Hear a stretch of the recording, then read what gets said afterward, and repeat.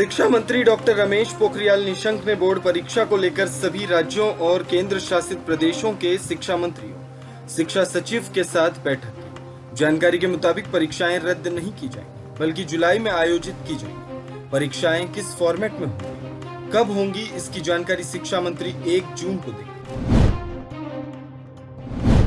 वहीं दूसरी ओर दिल्ली के शिक्षा मंत्री मनीष सिसोदिया ने कहा है कि बोर्ड परीक्षा से पहले 12वीं के छात्रों के टीकाकरण की व्यवस्था की जानी चाहिए। छात्रों की सुरक्षा के साथ खिलवाड़ कर परीक्षा आयोजित करना एक बड़ी गलती साबित होगी। उन्होंने कहा कि पहले टीका फिर परीक्षा का आयोजन किया जाना चाहिए।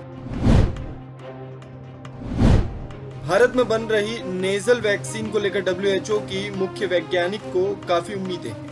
उन्होंने भरोसा जताया है कि यह वैक्सीन बच्चों के लिए रामबाण की तरह काम कर सकती है, लेकिन इसके साथ ही उन्होंने कहा है कि जब तक यह वैक्सीन नहीं आ जाती तब तक स्कूल नहीं खोले जाने चाहिए। यूपी पंचायत चुनाव में ड्यूटी के दौरान हुई शिक्षकों की मौत को लेकर प्रियंका गांधी ने एक बार फिर योगी सरकार पर हमला बोला। प्रियंका ने रविवार को ट्वीट कर चुनाव ड्यूटी के दौरान मृत सभी शिक्षकों कर्मियों के परिवारों को 1 करोड़ रुपए मुआवजा और एक आश्रित को नौकरी की मांग की। साथ ही सरकार से मामले की लीपापोती नहीं करने को कहा। कोरोना वायरस के साथ देश में ब्लैक फंगस के बढ़ते मरीजों ने भी स्वास्थ्य महकमे के सामने चुनौती खड़ी कर दी।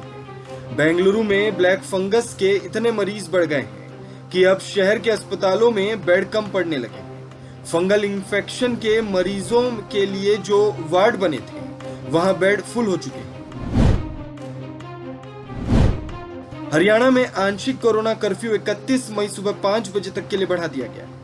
हरियाणा CMO के जरिए किए गए ट्वीट में कहा गया है कि प्रदेश में चल रहे महामारी अलर्ट सुरक्षित हरियाणा के तहत कोविड-19 के प्रसार पर काबू पाने के लिए हरियाणा सरकार के जरिए लगाई गई पाबंदियों को 31 मई 2021 तक बढ़ा दिया गया है। देश पर साइक्लोन यास का खतरा मंडरा रहा है। मौसम विभाग का अनुमान है कि यह साइक्लोन 26 मई को ओडिशा और पश्चिम बंगाल के तटों से टकराएगा। इसे लेकर प्रधानमंत्री नरेंद्र मोदी ने NDMA के अधिकारियों के साथ बैठक की। IMD के मुताबिक बंगाल और ओडिशा में भारी बारिश हो सकती है और इस वजह से उसने यहां अलर्ट जारी किया है।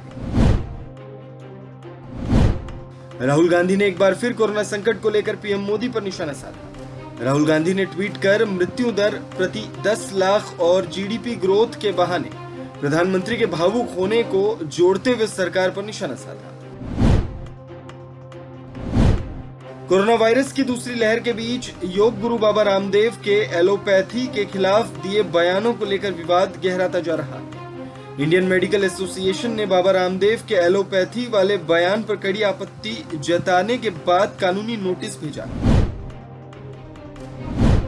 कृषि कानूनों के खिलाफ दिल्ली के टिकरी बॉर्डर पर लंबे समय से चल रहे किसान आंदोलन को और ज्यादा मजबूती देने के लिए आज करनाल से किसानों का एक जत्था दिल्ली के लिए रवाना हुआ। किसान भारी संख्या में ट्रैक्टर और दूसरी गाड़ियों पर सवार होकर दिल्ली की ओर रवाना हुए।